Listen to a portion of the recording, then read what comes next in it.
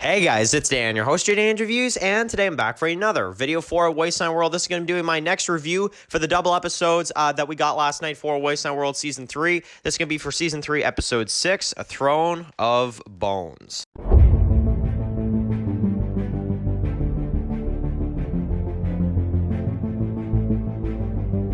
Okay guys, this is going to be doing a video for today. This one's going to be doing my next review for Wasteland World Season 3 for the double episodes. This one's going to be for Episode 6, which is called A Throne of Bones. Now, obviously Episode 5 review is in the channel as well too. Definitely go ahead and check that out.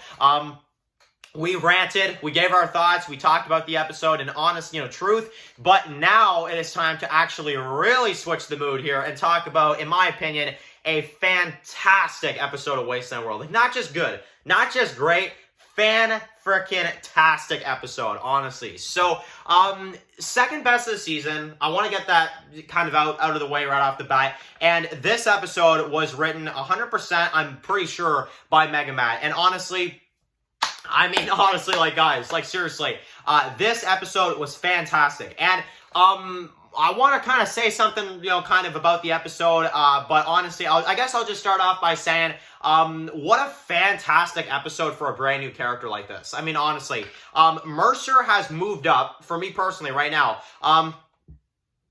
until we see more of him, until we see more of the character, but at least for right now, he is a top 5 Wasteland character. I really, really like his character a lot. And he just honestly did so much for me in this episode that I was so impressed by. So basically, to discuss the premise of this week's episode, we get to see the follow-up of episodes, kind of episode 1, but mostly episode 4, as he's locked up, and as he, of course, are kind of, as Mercer is put into these kind of arenas. And basically, the whole episode is about him proving himself, which I thought was very well done, as we get to see him kind of, I guess, have to do really bad things in order to just kind of stay alive another day. Now, Mercer was a very relatable character, and the reason why I'm going to say that is because if I was in the position that Mercer was in, and if I was locked up like that by these crazy people, I can't say I wouldn't have done anything that he didn't. I mean, honestly, like, he really, honestly presented a level of just being able to relate to that character. Because honestly, like I said, if I was in his position, if I was in his shoes, this is exactly what I would have personally done, because it's right, honestly, and also because you have to survive, you have to do certain things to survive, and I love the way this episode proved that, to be honest. Now, basically, like I said, he's locked up, we get to see these fights, we get to see him in these kind of arenas and stuff like that, and let's talk about the best part of the episode. Your man Dan's Reviews, your boy Dan's Reviews makes a bit of a cameo in this episode, where we get to see my character, basically, I mean, I don't last long, but I mean, I'm there, so I mean, hey, like, honestly, guys, so Dan's Reviews is in this episode, so guys, I mean, let's like, acknowledge that. So, I'm in this episode, yes, I play a character, and all that kind of stuff. No, I'm kidding, but it is a cameo, and I think it's really, really good. I really appreciate that they did that for me, so, that's really cool, so I absolutely love that, and honestly, that's the one of the highlights of the episode, just because it completely threw me off the first time I saw it. And I remember I was watching it on a call with Wasteland World Official and Matt, and I remember I'm just sitting and I'm like, hold up, what? Like I'm actually in this? Like, that's awesome. So, anyway, now let's talk about, I don't know, I can't get past that. That's absolutely amazing. But, we get the fight scenes in the arena, we get to see this new location, we get to see these characters, we get to introduce to Joe, we get introduced to some of his men here, and I will say one thing right now, this is one of the best locations I've seen in Wasteland, honestly, and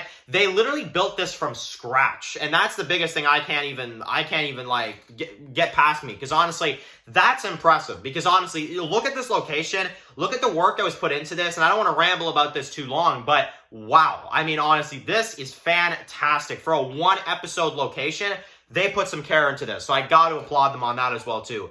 Now, basically, let's talk about the other thing that Joe has. So, he does have Drexel's, like, dead corpse, which is pretty insane.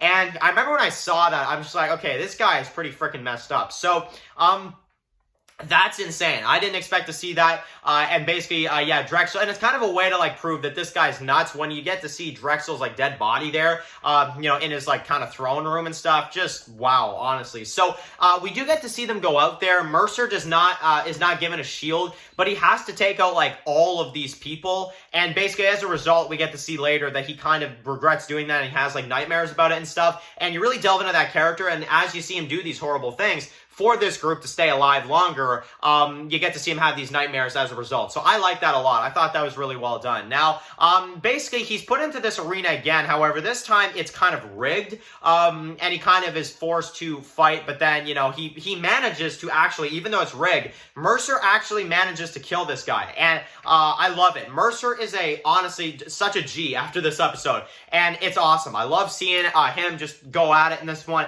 Really just take these guys down and fight, you know, fight to the death until he manages to win. Absolutely fantastic. And let's talk about how everything kind of falls apart in this one, because this is the best part of the episode for me, is when you've got all these guys, they're going around and they're just taking out all of Joe's men. You know, you've got, you know, the scenes where, you know, he's trying to, you know, like he thinks, oh, you're trying to poison my food, you're trying to do this. And by the end of it, it just goes nuts. They just go crazy. They basically kill everyone in there. The whole freaking place gets taken out. And then you've got Joe, that's the last one there. And you've got Mercer that enters the room. You've got the face off. You think, oh, is he going to actually spare his life? No, he doesn't do it. After everything he went through, just to really cap off the amazingness that was this episode, he pushes him down and he kills Joe's character. He kills, you know, in the end, the throne of, you know, of Bones. He kills this place, you know, in its entirety. And basically he splits off from the other dude who I failed to remember his name, but he splits off from the other dude and they basically go on their own journey and we follow Mercer. Now, we skip a little bit of time, and I remember when I saw this, I'm just like, okay, we're skipping a bit of time. That's pretty cool. But then we get, in my opinion, just the cherry on top of this episode. We see the old location of Wasteland in the darn pilot. I mean, wow, honestly. And you've got amazing music playing out throughout. I love this song as well, too. It's great just to kind of, see, the time sync up. We sync a little bit of time. We skip a little bit of time here. And basically, he meets up at the end with some new characters as we see a cliffhanger kind of present itself here. And we'll have to see, you know, later on this season, I'm going to assume maybe like episode 8 or 9, we'll probably touch back in with this storyline. Or maybe we'll have to wait till season 4 to see how the rest of this storyline goes, honestly. So, that's that. Now, thoughts on this week's episode. Honestly, I don't have any problems with this episode. Everything is perfect. Great new location. Great kind of one-episode story with this group, with Joe and everybody else. Mercer, fantastic character. Bringing him up to, like, a top 5 character in the entirety of Wasteland.